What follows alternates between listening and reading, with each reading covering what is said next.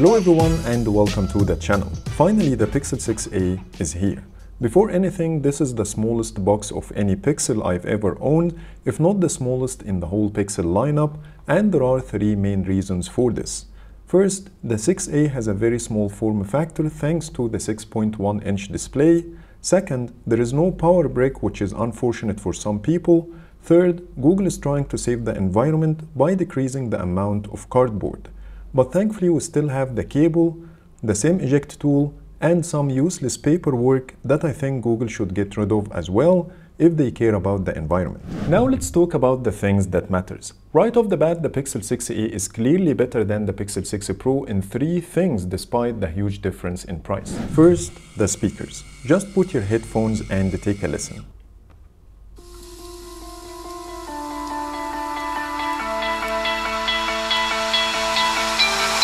You stole my heart of gold after my silver soul. Can you dig any deeper now? I gave you all I own, put you on this golden throne, but I'm a little stronger now.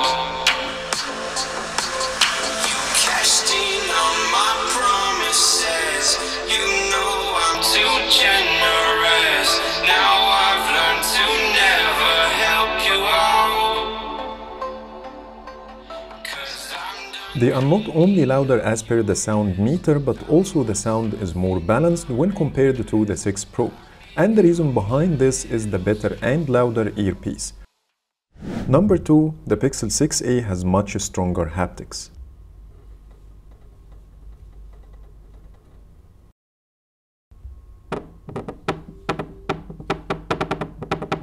Number 3, the battery life. The lower screen resolution, refresh rate and size should have an impact on the battery life in favor of the 6a, but the 6 Pro comes with a 5000 mAh battery versus only 4410.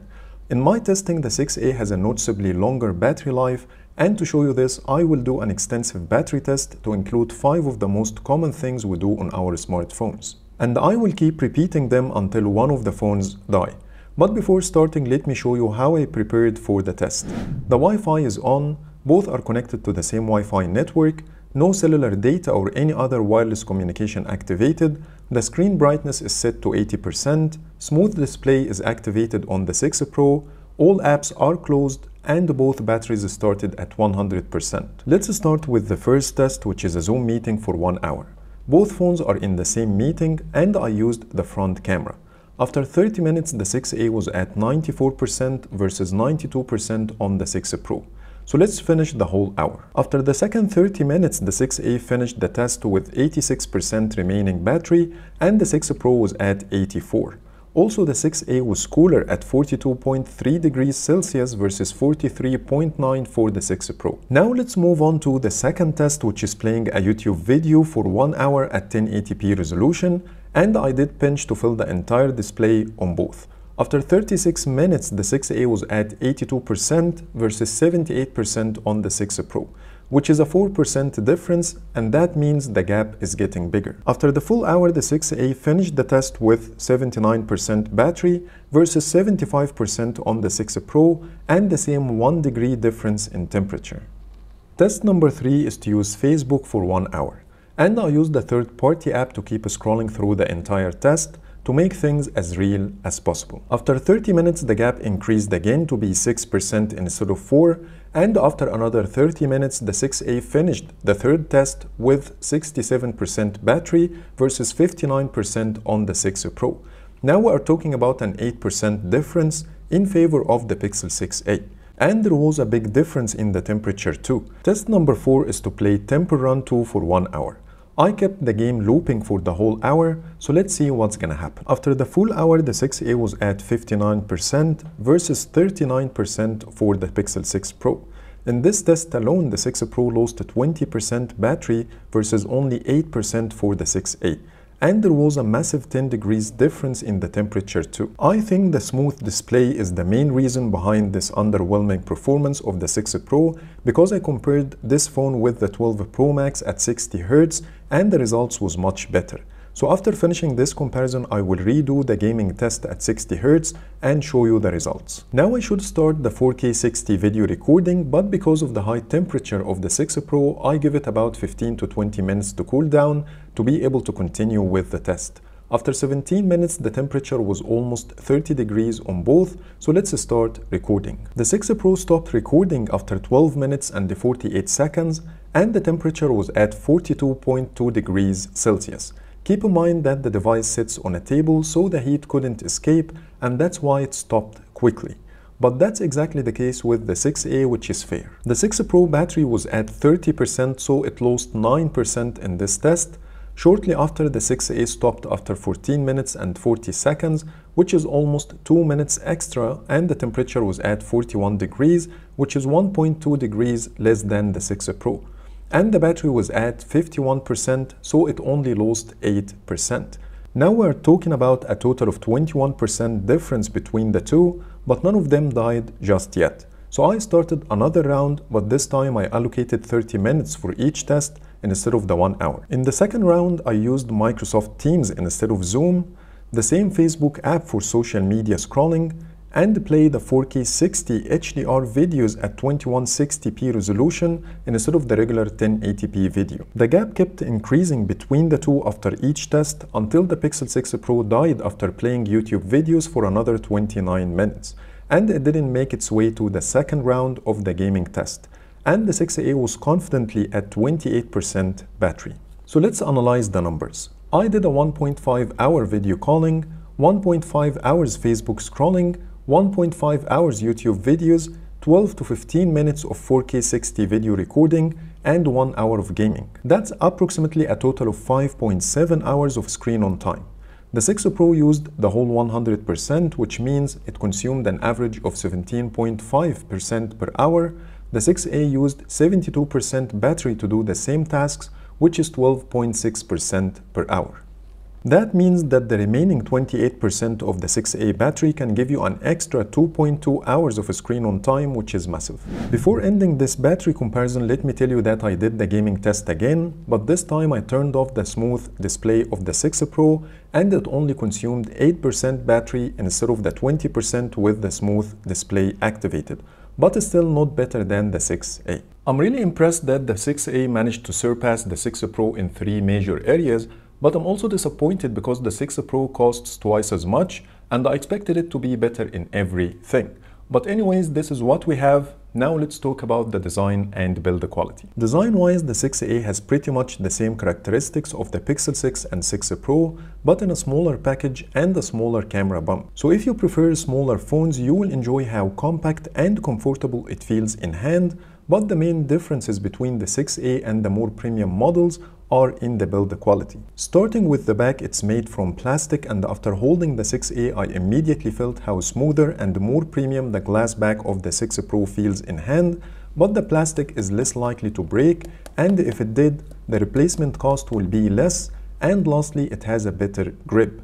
Either way, most people will use a case or a skin, so I think this is something minor. On the front, it's covered with Gorilla Glass 3, which is not as smooth or as reliable as Gorilla Glass Victus used in the premium models.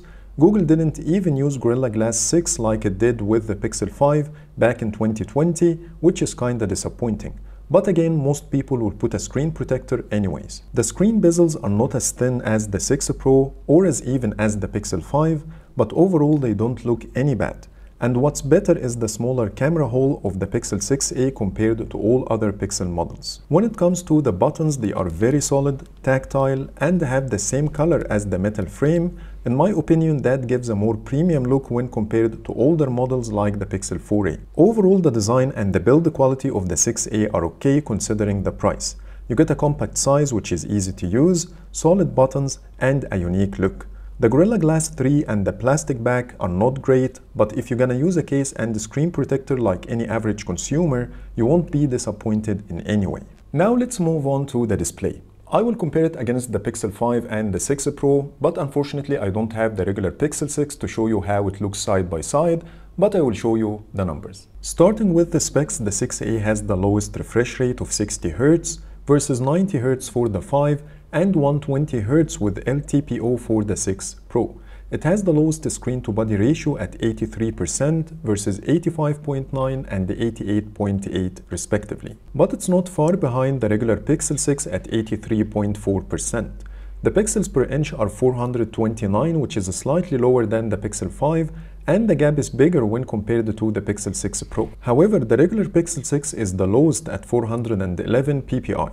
The resolution is Full HD Plus across all models except for the 6 Pro that comes with the Quad HD resolution, and lastly the 6a and the 5 use OLED displays versus AMOLED in the Pixel 6 and 6 Pro. So let's see how they differ in the picture quality. I'm currently playing HDR video at 60 frames per second and all are set to the maximum resolution of 2160p. I didn't notice any shutter lag in any of them. The 6a display has the most saturated colors, followed by the 6 Pro and the 5, even though all are set to the same adaptive color profile under the display settings. When it comes to the sharpness, it's hard to show this on camera, but in real life the 6 Pro is the best, while the 6a and the 5 look identical to me. You will also notice a strong green tint in the Pixel 5 display, same as the 6a but not as bad, while the white color is a lot more accurate on the 6 Pro. When it comes to the color shifting, it does exist in all displays, but the 6a shows a rainbow effect while tilting the device. That doesn't exist in the other two. Brightness-wise, surprisingly, the 6a was the best under direct sunlight, not the 6 Pro as I expected, and the Pixel 5 was the worst.